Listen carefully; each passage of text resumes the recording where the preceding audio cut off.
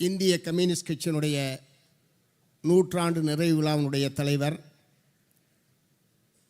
இந்திய கம்யூனிஸ்ட் கட்சியினுடைய மாநில செயலாளர், மதிப்புக்குரிய தோழர் மு. வீரபாண்டியன் அவர்களே, விழா பேருரை நிகழ்த்த வருகை தந்திருக்கக்கூடிய தமிழ்நாடு முதலமைச்சர் பெருமதிப்பிற்குரிய மு. க. ஸ்டாலின் அவர்களே, மேடையில் அமர்ந்திருக்கக்கூடிய அன்பிற்குரிய தலைவர் பெருமக்களே, மாநிலம் முழுவதிலுமிருந்து வருகை தந்திருக்கக்கூடிய அன்பிற்குரிய தோழர்களே, தோழமை கட்சி தலைவர்களே, உங்கள் அனைவருக்கும் மார்க்சிஸ்ட் கம்யூனிஸ்ட் கட்சியின் சார்பில் முதற்கனையினுடைய பணிவான வணக்கத்தினை தெரிவித்துக் கொள்கிறேன். இந்திய கம்யூனிஸ்ட் கட்சியினுடைய நூற்றாண்டுக்கு மார்க்சிஸ்ட் கம்யூனிஸ்ட் கட்சியின் தமிழ்நாடு மாநில குழுவின் சார்பில் என்னுடைய மனம் நிறைந்த வாழ்த்துக்களை முதலில் நான் தெரிவித்துக் கொள்கிறேன். 1920ஆம் ஆண்டு அக்டோபர் மாதம் 17ஆம் தேதி இந்திய கம்யூனிஸ்ட் கட்சியினுடைய முதல் கிளை தாஸ்கண்டிலே துவக்கப்பட்டது. முதல் விதை அங்கே ஊன்றப்பட்டது. 1925ஆம் ஆண்டு டிசம்பர் மாதம் 26ஆம் தேதி இந்தியன் கம்யூனிஸ்ட் கட்சியினுடைய முதல் மாநாடு கான்பூரிலே நடைபெற்று நம்முடைய மதிப்பிற்குரிய மறைந்த தலைவர் சிங்காரவேலர் அவர்களுடைய தலைமையில் அந்த மாநாடு நடைபெற்றதை நான் நினைவு கூற விரும்புகிறேன். இந்த இடைப்பட்ட காலத்திலே தான் கான்பூர் சதிவழக்கு, மீரட் சதிவழக்கு, பெஷாவர் சதிவழக்கு என்றெல்லாம் முளையிலேயே கம்யூனிஸ்ட் இயக்கத்தை அழித்தொழிக்கிற மிக கொடூரமான அடக்குமுறையை பிரிட்டிஷ் ஏகாதிபத்தியம் நம்மீது தொடுத்தது என்பதை நான் நினைவு கூற விரும்புகிறேன். காவல்துறையினுடைய பிரிட்டிஷ் ஏகாதிபத்தியனுடைய அடக்குமுறை, சிறை, சித்திரவதை, சிறை வாழ்க்கை, உயிர் தியாகம் என்று சொல்லி ஒரு ஈடு இணையற்ற தியாகத்துக்கு சொந்தக்காரர்கள் நாம் என்பதை நான் இங்கே பெருமையோடு குறிப்பிட விரும்புகிறேன்.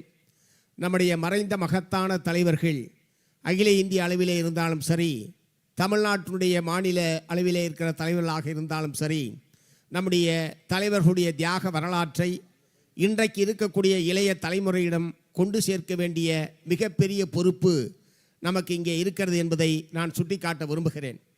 ஏனென்றால் நாம் என்ன செய்தோம் என்பதே தெரியாமல் நம்மை வாய் புளித்ததோ மாங்காய் புளித்ததோ என்கிற வகையில் விமர்சிக்கிற, சமூக வலைதளங்களில் மிக மோசமாக சித்தரிக்கிற ஒரு காலத்தில் நாம் வாழ்ந்து கொண்டிருக்கிறோம்.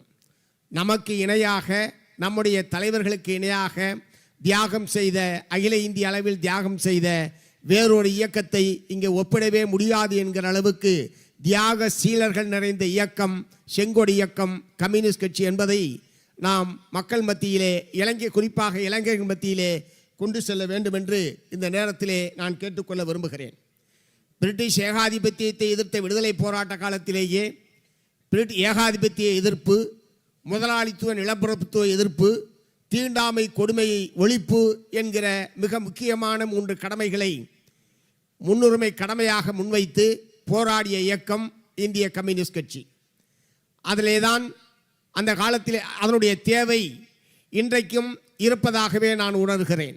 இன்றைக்கும் அமெரிக்க ஏகாதிபத்தியம், மூன்றாவது இந்தியா போன்ற வளரும் நாடுகள் அல்லது பல்வேறு தென் அமெரிக்க நாடுகளின் மீது எத்தகைய கொடூரமான தாக்குதலை தொடுத்து கொண்டிருக்கிறார்கள் என்பதை நாம் இன்றைக்கு நேரடியாக அனுபவித்துக் கொண்டிருக்கிறோம். ஆகவே ஏகாதிபத்திய எதிர்ப்பு என்பது கம்யூனிஸ்ட் இயக்கத்தினுடைய மிக முக்கியமான கடமைகளில் ஒன்று என்பதை நான் இங்கே சுட்டிக்காட்ட விரும்புகிறேன். அதை போலவே முதலாளித்துவ நிலப்பரத்துவ எதிர்ப்புக்கான நம்முடைய பணி என்பதும் தொடர வேண்டிய அவசியம் என்பது இருக்கிறது.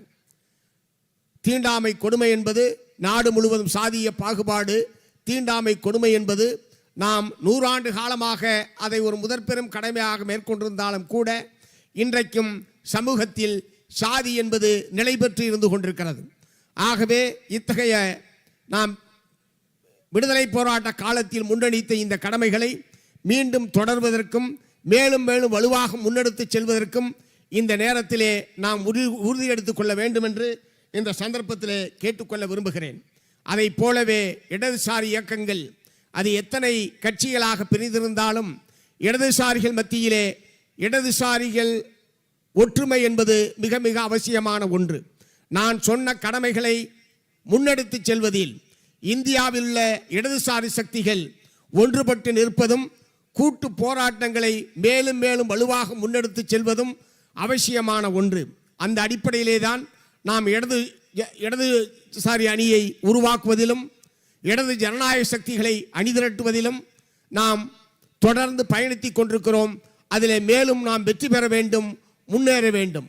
எல்லாவற்றுக்கு மேலாக இன்றைக்கு ஒன்றிய ஆட்சி அதிகாரத்தில் இருக்கக்கூடிய பிஜேபி ஆட்சியை எதிர்த்து நாட்டில் உள்ள மதச்சார்பற்ற சக்திகளை ஒன்று திரட்டுவது என்பது நமக்கு முன்னால் இருக்கிற மிக முக்கியமான கடமை. வரக்கூடிய 2026 தேர்தலில் தமிழகத்தில் மதச்சார்பற்ற சக்திகள் வெற்றி பெற்றாக வேண்டும்.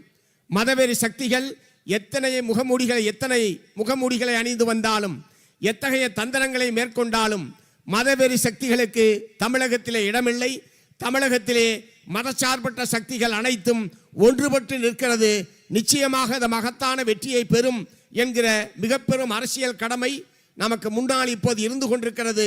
அந்த அரசியல் கடமையை வெற்றி பெறுவதிலும் நாம் நிச்சயமாக வெற்றி பெறுவோம் என்பதை இந்த நேரத்திலே தெரிவித்து, மார்க்சிஸ்ட் கம்யூனிஸ்ட் கட்சியாக இருந்தாலும், இந்திய கம்யூனிஸ்ட் கட்சியாக இருந்தாலும், இந்திய கம்யூனிஸ்ட் கட்சி மார்க்சிஸ்ட் லெனினிஸ்டாக இருந்தாலும், இடதுசாரி இயக்கங்கள் வலுப்பெற வேண்டும், கம்யூனிஸ்ட் இயக்கங்கள் வலுப்பெற வேண்டும்.